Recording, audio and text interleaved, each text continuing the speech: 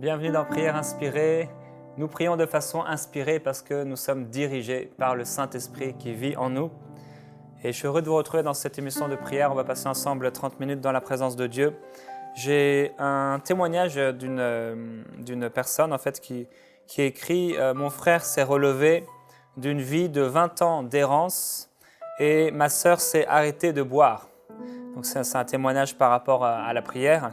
Elle dit « J'ai rédigé un recours gracieux auprès du président de la République parce que le RSI réclamait à mon frère la somme de 123 000 €, somme qu'il ne devait pas. Nous avons monté un dossier sur les exercices comptables et 2 années nous manquaient, nous avons pu les récupérer, etc.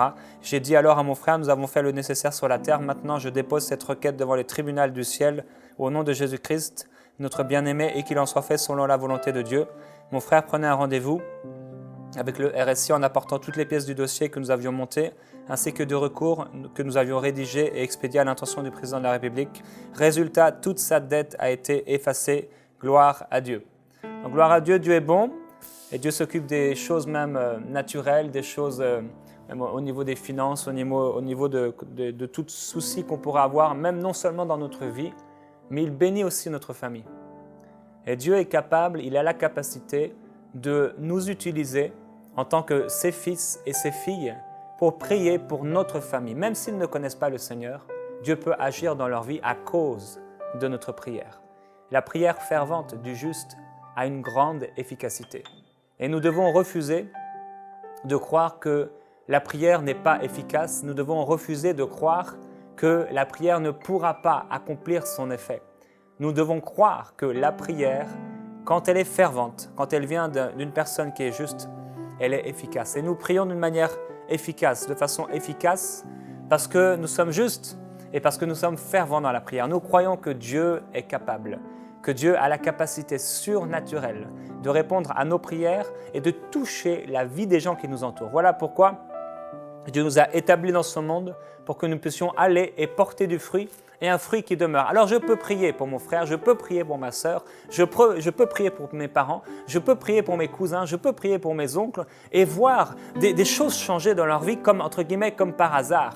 Je peux voir des situations être changées. Eux, ils pensent et ils se disent mais qu'est-ce qui m'arrive? Qu'est-ce qui se passe? Sans réaliser que c'est la main de Dieu dans leur vie. Lorsque nous prions, frères et sœurs, il faut qu'on réalise une chose, c'est que Dieu entend nos paroles.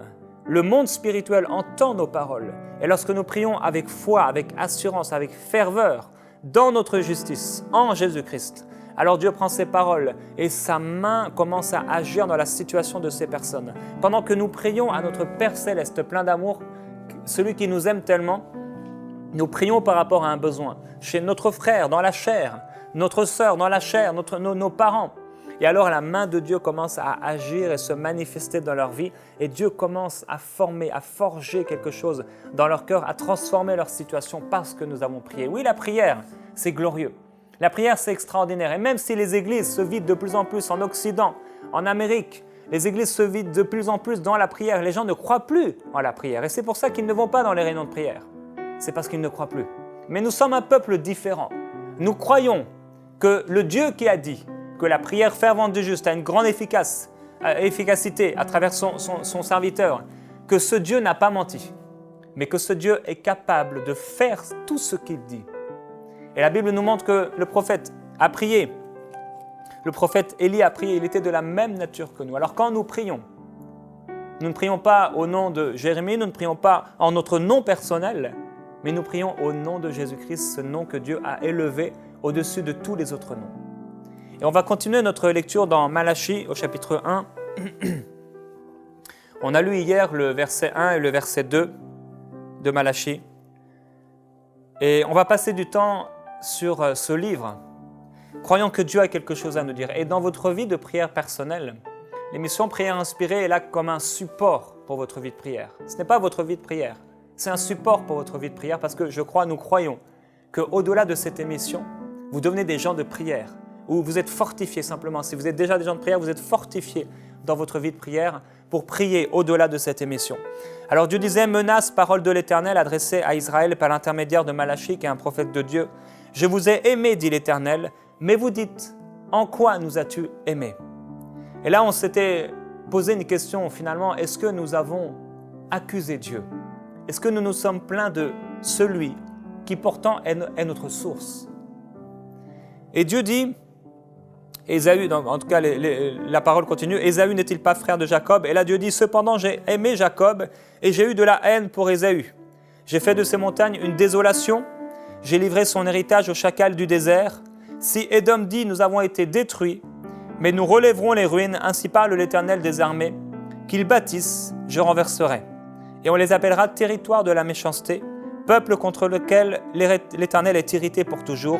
Vos yeux le verront, et vous direz vous-même, grand est l'Éternel, par-delà le territoire d'Israël. Alors Dieu dit, cependant, j'ai aimé Jacob et j'ai eu de la haine pour Ésaü. Et ça a fait beaucoup de discussions, mais finalement, est-ce que Dieu déteste des gens? Non, bien sûr. Ici, bien sûr, en hébreu, il n'y a pas déjà de verbe transitoire entre aimer et haïr. Donc c'est pour ça que la traduction ici parle de haine, mais Dieu n'a de haine pour personne. Mais on peut en tirer quand même une image par rapport à l'ennemi de nos âmes. Dieu dit, cependant j'ai aimé Jacob et j'ai eu de la haine pour Ésaü. Et nous savons que Dieu nous aime. Mais Dieu est en colère contre nos ennemis.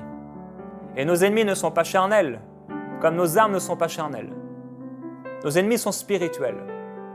Alors Dieu va mettre en déroute Satan dans notre vie. Au verset 4, si Édom dit « Nous avons été détruits, mais nous relèverons les ruines », on peut lire « Si le diable dit « Nous avons été détruits », et c'est ce qui s'est passé à la croix du Calvaire. Il a été dépouillé en spectacle devant tous. Non pas Christ, mais Christ a mis en spectacle toute l'armée satanique, en déroute totale. Si le diable disait « Nous avons été détruits, mais nous relèverons les ruines », ainsi parle l'Éternel des armées, qu'ils bâtissent, je renverserai. Et on les appellera territoire de la méchanceté, peuple contre lequel l'Éternel est irrité pour toujours. N'est-ce pas ce qui s'est passé lorsque le diable a été dans sa chute projeté avec apparemment un tiers des anges qui l'ont suivi dans sa chute? N'est-ce pas ce que Dieu a dit? Je serai irrité contre vous, esprit méchant, jusqu'à la fin, pour l'éternité. Pour vous, c'est trop tard. Mais pour nous, ce n'est pas trop tard. Dieu nous aime. Il nous a aimés. Il nous a aimés. Dieu nous aime. Et voilà que nous pourrons dire, vos yeux le verront, il est écrit au verset 5, vos yeux le verront, et vous direz vous-même, grand est l'Éternel, par-delà le territoire d'Israël. Aujourd'hui, vous n'êtes peut-être pas en Israël, et certainement pas, mais nous disons que grand est l'Éternel. Grand est l'Éternel qui met en déroute nos ennemis. Grand est l'Éternel qui place toute sa confiance dans ses enfants. Dieu a confiance en nous, et Dieu nous aime. Et Dieu, parce qu'il nous aime, parce qu'il nous a aimés, met en déroute tous nos ennemis. Au verset 6, Dieu dit « Un fils honore son père et un serviteur son maître. Si je suis père, où est l'honneur qui m'est dû? Si je suis maître, où est le respect qu'on me doit? Dit l'Éternel des armées. À vous, sacrificateurs qui dédaignez mon nom, vous dites « En quoi avons-nous dédaigné ton nom ?» Voilà une autre question que ces hommes se posaient. Au début, ils ont dit « Mais en quoi nous as-tu aimés ?» Et ici, ils se posent une question « En quoi avons-nous dédaigné ton nom ?» Donc la première des questions de ces gens, c'était de se dire « Mais finalement, Dieu ne nous a pas aimés. Regardez nos circonstances. Comment Dieu peut m'aimer si je suis dans des circonstances comme ça? » Et Dieu va leur montrer qu'il les a aimés. Et il mettra en déroute tous nos ennemis. Et Dieu leur parle et il dit « Mais un fils honore son père, un serviteur honore son maître. Mais vous m'avez dédaigné. » Et donc là, ils vont dire « Mais en quoi t'avons-nous dédaigné? En quoi avons-nous dédaigné ton nom ?» Et Dieu va leur répondre sur la façon dont on peut dédaigner le nom du Seigneur. Vous apportez sur mon autel de la nourriture souillée. Et vous dites, en quoi t'avons-nous souillé? C'est en disant, la table de l'Éternel est à dédaigner. Ça veut dire, il n'y a rien de bon. Quand vous amenez en sacrifice une bête aveugle, n'est-ce pas mal? Quand vous en amenez une boiteuse ou malade, offre-la donc à ton gouverneur. Te recevra-t-il bien? Te fera-t-il bon accueil? Dit l'Éternel des armées. Et maintenant, implorez donc Dieu pour qu'il nous fasse grâce. C'est de vous que cela vient. Est-ce qu'il va vous faire bon accueil, dit l'Éternel des armées? Et parfois, il y a des gens qui donnent, mais d'une manière vraiment avare, dédaigneuse à Dieu. Dieu voit les choses, non seulement ce qui se trouve dans notre cœur, mais Dieu voit nos actions. Et Dieu regarde à nos actions. Dieu regarde à nos attitudes. Et Dieu regarde à ce qu'on donne pour son œuvre. Et il y a des gens qui se trompent en pensant qu'ils adorent Dieu alors qu'ils ne donnent rien à la maison de Dieu. Ils disent qu'ils adorent le Seigneur alors qu'ils apportent à Dieu en sacrifice des bêtes aveugles. Ils apportent le moins bon. Ils apportent ce qu'ils n'auraient pas pu apporter, ce qu'ils n'auraient pas osé apporter à leur époux, à leur épouse ou à une personne distinguée. Qui irait apporter à un homme distingué une faible somme de petites pièces? Personne ne le ferait. Si ce n'est une personne qui n'a vraiment rien, et là il donnerait de tout son cœur, comme cette femme qui a donné, cette veuve, elle a donné de tout son cœur, c'était tout ce qu'elle avait. Et c'était une grande offrande parce qu'elle a donné tout ce qu'elle avait. Elle n'a pas pris au fond d'un meuble le dimanche matin les pièces qui étaient là pour les amener à la maison de Dieu. Elle a donné tout ce qu'elle avait. Et Jésus a regardé cela. Et on ne peut pas tromper Dieu. Ces hommes ont dit, en quoi avons-nous dédaigné ton nom? Et il y a des gens qui dédaignent le nom du Seigneur parce qu'ils ne donnent pas à l'œuvre de Dieu. Et la Bible dit que chacun aura à rendre compte pour nous-mêmes. Vous savez, il y a cette parabole des talents. Quelqu'un reçoit 10 talents, l'autre en reçoit 5 ou 3. Il y en a un qui en reçoit un seul. Qu'est-ce que fait celui qui en reçoit un seul? Il a une mauvaise image du maître. Il dit, oh, tu es un maître dur, méchant, etc. Et il a caché son talent. Lorsque nous ne donnons pas au Seigneur, lorsque nous ne donnons pas ce que nous devrions donner, parce qu'il n'y a pas de règle dans la parole de Dieu, mais lorsque nous ne donnons pas ce que nous devrions donner, on est en train de cacher ce talent dans la terre. Il y a le principe de la dîme, mais on en reviendra dans cette semaine. Mais il y a plus que cela. Il y a le principe de ce que Dieu dit et de ce que Dieu nous demande. Et il y a des choses dans notre vie au-delà de l'argent. Il y a des bêtes aveugles que nous apportons à Dieu. Il y a des services aveugles que nous apportons à Dieu. Il y a des sacrifices malades, boiteux, comme Dieu dit ici. Des choses boiteuses qu'on donne à Dieu.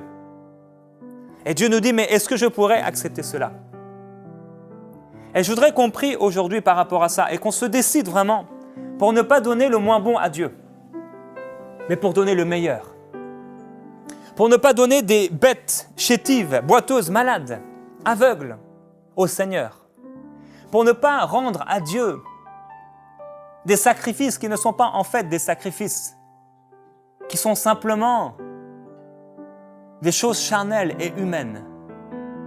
Et qu'aujourd'hui, on puisse prendre la décision, dans ce temps de prière, de donner le meilleur à Dieu, d'offrir le meilleur à Dieu. La Bible dit, offrez-vous tout entier à Dieu, corps, âme et esprit. Offrez-vous tout entier à Dieu. Et Père Céleste, nous venons à partir de ta parole. Tu nous as aimés. Et nous voulons d'abord te glorifier, te remercier. Parce que tu mets en déroute tous nos ennemis. Tu l'as dit dans ta parole. Tu as dit que pour nous, tu maudirais celui qui veut nous dévorer. Pour nous, tu ferais fuir notre ennemi. Tu as dit, précieux Père, que l'ennemi pourrait arriver par un seul chemin et il partirait par 7 chemins. C'est ce que nous déclarons dans le nom de Jésus-Christ. Nous déclarons ta parole, Seigneur. Nous déclarons que cette parole est vraie. Tu es glorieux, tu es merveilleux. Tu es extraordinaire. Et nous t'adorons. Nous te glorifions. Toi, le seul vrai Dieu. Tu dis, l'Éternel mettra en déroute devant toi tes ennemis qui se dresseront contre toi. C'est une parole pour vous. L'Éternel mettra en déroute devant toi tes ennemis qui se dresseront contre toi. Ils sortiront contre toi par un seul chemin et ils s'enfuiront devant toi par 7 chemins. Ainsi est la parole de Dieu. Tu as ordonné à la bénédiction d'être avec nous, précieux Père. Oui, tu nous as aimés. Oui, tu nous as aimés.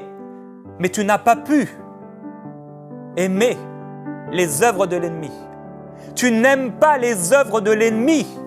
Tu n'aimes pas ce que le diable est en train de faire dans plusieurs des vies. Voilà pourquoi tu dis, précieux Père, que même si le diable avait un plan, même si le diable disait « Nous avons été détruits, mais nous nous relèverons les ruines », tu déclares qu'à toujours, ils seront le territoire de la méchanceté, un territoire détruit. Un territoire détruit. Et c'est ce que nous déclarons. Nous déclarons dans nos vies que le territoire de l'ennemi a été détruit et dépouillé. Nous le déclarons au nom de Jésus-Christ. L'ennemi de nos âmes a été dépouillé. Il a été dépouillé à la croix du calvaire de toute autorité, de toute puissance. Le diable est mis en déroute dans ma vie. Je prie, Père Céleste, pour ces personnes qui sont là aujourd'hui. Et je déclare ta parole. Je déclare que l'ennemi de leur âme quitte leur vie. Au nom de Jésus-Christ, si vous avez des problèmes démoniaques, des choses bizarres qui se passent dans vos maisons, dans vos vies personnelles, je déclare au nom de Jésus-Christ que Satan est vaincu maintenant. Au nom de Jésus.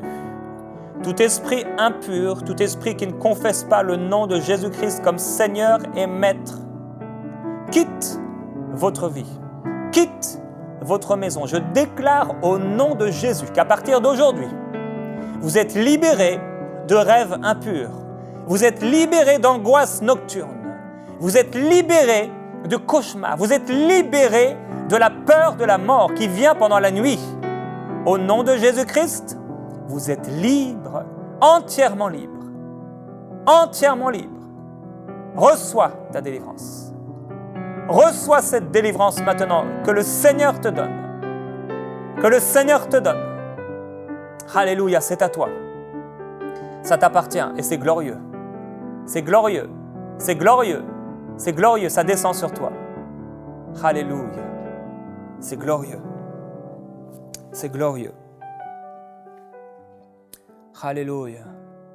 Frères et sœurs, on peut prendre aujourd'hui une décision pour honorer Dieu. Il dit un fils honore son père, un serviteur son maître. Quoiqu'aujourd'hui, dans les temps où nous sommes, les enfants deviennent rebelles à leurs parents et les serviteurs deviennent rebelles à leur maître. Dieu dit un fils honore son père, un serviteur son maître. Et Dieu mérite le meilleur. Et on peut pendant ce temps de prière, la prière ce n'est pas seulement demander. La prière c'est aussi écouter. Écouter le Saint-Esprit. Écouter notre conscience qui a été purifiée à notre nouvelle naissance. Et voir si nous sommes sur une bonne voie. Et je vous encourage à fermer vos yeux si vous le pouvez là où vous êtes. Et écoutez la voix du bon berger, la voix de votre conscience. Avez-vous honoré Dieu? L'avez-vous honoré? L'avez-vous honoré plus que vous honorez des hommes? Si vous savez prendre du temps avec des hommes, offrir des cadeaux, offrir du temps, travailler 40 heures pour un salaire, pour de l'argent, aimez-vous Dieu plus que maman? Aimez-vous Dieu plus que l'argent? Aimez-vous Dieu plus que les hommes? Aimez-vous Dieu plus que vos enfants? Aimez-vous Dieu plus qu'un homme de Dieu? Aimez-vous Dieu plus que l'or et l'argent? Plus qu'une position? Avez-vous honoré Dieu? On peut regarder en nous-mêmes et ne pas dire en quoi avons-nous dédaigné ton nom, mais plutôt prier, Père, montre-moi si je suis sur une mauvaise voie. Montre-moi si je suis sur une voie où je t'offre le moins bon. Et dirige-moi vers la voie de l'éternité, vers la voie de la gloire, vers la voie de l'adoration. La voie de l'adoration. La voie de l'adoration. Je déclare au nom de Jésus-Christ sur ta vie, mon frère, ma sœur, la voie de l'adoration, que Dieu te fait marcher sur cette voie de l'adoration, cette voie de la gloire, cette voie, la voie de l'adoration. Je te vois marcher. Tu découvres ce chemin nouveau, un chemin d'adoration, un chemin de gloire, un chemin de sacrifice, non pas un sacrifice qui fait mal, mais un sacrifice qui fait du bien, un sacrifice qui honore le Père, un sacrifice d'amour. Je te vois sur ce chemin et c'est glorieux. Alléluia. Oui, accepte de marcher sur le chemin de l'adoration. Accepte de marcher sur le chemin de l'adoration. Décide-toi pour l'adoration. Alléluia. Oh, kobrenda balasete felebelioso koboroweli shakalabro telemaita. Parce que Dieu a dit que dans les derniers jours, il répandrait de son esprit sur toute chair. Voici, Dieu dit, je vous mènerai sur ce chemin. Un chemin nouveau, un chemin que vous ne connaissez pas. Un chemin de gloire. Un chemin où je te couvrirai de ma main. Dieu te dit, je te couvrirai de ma main. Et tu seras en sécurité. Sous ma main, en sécurité. Je te prendrai et je t'entourerai. À droite et à gauche. En haut et en bas. Tu seras entouré de ma main. Je te prendrai dans ma main alors que tu m'adores. Alors que tu m'adores. Et je te transporterai. Je te transporterai sur le chemin de l'adoration. Et je te déposerai sur ce chemin. Et sur ce chemin, tu marcheras. Tu marcheras et tu te réjouiras dans ton bien-aimé. Tu te réjouiras en moi, dit le Seigneur. Tu te réjouiras de voir ma gloire, ce que tu n'avais pas vu, ce que ton oreille n'avait pas entendu, ce que tes yeux n'avaient pas vu. Tout ce que Dieu a réservé pour ceux qu'il aime, je l'ai réservé pour toi. Marche sur le chemin de l'adoration aujourd'hui. Peuple de Dieu, marche sur le chemin de l'adoration. Marche sur le chemin de la gloire. Ne marche pas sur le chemin de plainte. Ne marche pas dans ce chemin désertique. Ce chemin de la rébellion. Ce chemin du dédain. Ce chemin de la plainte. Ce chemin du doute. Ce chemin du moins bon. Mais marche, mon peuple, marche sur le chemin de l'adoration. Car voici le jour où vous m'adorerez en esprit et en vérité. En esprit et en vérité. Et Père, c'est ce que nous voulons. Nous voulons t'adorer par nos vies, non seulement par nos paroles, non seulement te glorifier par nos paroles et élever ton nom, mais nous voulons que notre adoration verbale soit le reflet de notre adoration physique. Nous voulons que notre adoration verbale, nos louanges, nos paroles d'abandon soient le reflet, la réalité de nos actions, la réalité de notre vie. Nous ne voulons plus te dire, Père Céleste, prends toute la place et ne te donner qu'une partie. Nous ne voulons plus te dire, nous sommes à toi, et être à la fois à des idoles. Nous voulons entièrement nous offrir à toi, entièrement t'appartenir, entièrement te servir, entièrement t'obéir, entièrement persévérer, entièrement marcher sur cette route de l'adoration. Nous voulons marcher sur cette route de l'adoration véritable et que nos actions soient le reflet de ta gloire. Que nos actions soient le reflet de ton cœur. Père, je prie pour ce peuple. Je prie pour la francophonie. Je prie pour cette personne qui est là et qui prie ensemble, qui prie avec moi. Père céleste, forme-la, forge-la. Que sa vie soit dans tes mains un vase que tu modèles comme tu le désires. Et que cela puisse devenir un instrument. Qu'il puisse devenir un instrument pour toi. Un instrument de gloire, un instrument de louange, un instrument d'adoration. Je prie, Père céleste, qu'aujourd'hui même, l'attitude de mon frère, de ma sœur, te glorifie. Que ses choix te glorifient.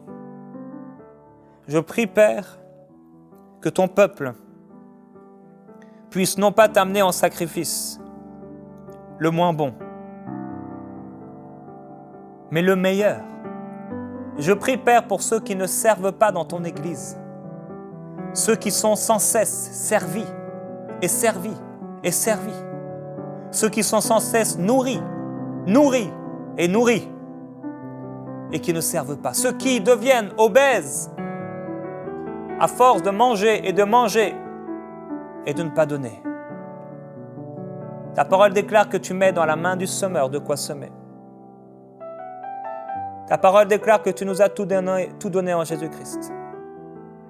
Et ta parole déclare, vous me servirez, moi le seul vrai Dieu. Père, je prie qu'aujourd'hui, il y ait une transformation dans les pensées par rapport au service. Toutes ces personnes qui parmi ton peuple disent, moi je n'ai pas le temps. Je n'ai pas le temps de servir à l'église. Je n'ai pas le temps d'être dans les réunions de prière. Je n'ai pas le temps, Père. Le zèle de ta maison nous dévore. Et que le zèle de ta maison dévore nos vies. Que le zèle de ta maison remplisse aujourd'hui cette personne. Que le zèle de ta maison remplisse son cœur et ses pensées. Père, je prie maintenant par le Saint-Esprit. Mets dans son cœur la pensée du service, la pensée de l'adorateur. Mets dans son cœur, Père céleste, la pensée de ton royaume et qu'il puisse chercher ton royaume. Merci pour la sagesse, merci pour l'intelligence dans toutes ses œuvres.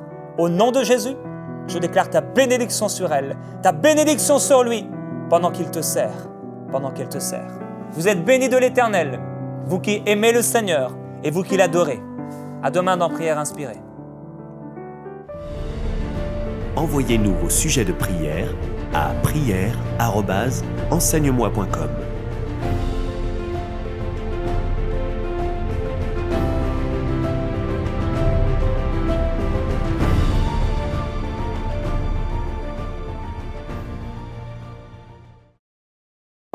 Cette émission est rendue possible grâce au précieux soutien des partenaires d'Enseigne-moi Canal International.